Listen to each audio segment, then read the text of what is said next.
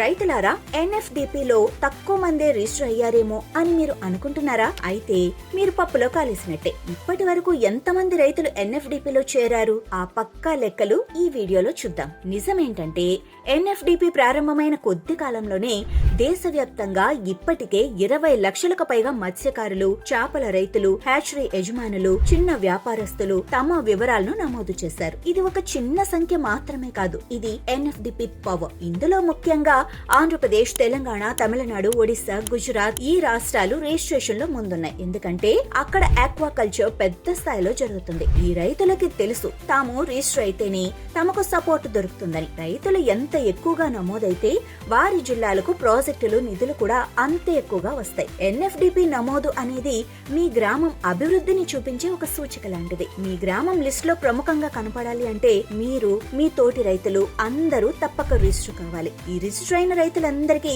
NFDP ఎలాంటి ముఖ్య ప్రయోజనాలు అందిస్తుంది, సబ్సిడీ పారదర్శకత అంటే ఏంటి తెలుసుకోవాలంటే మా నెక్స్ట్ వీడియోలో చూడండి.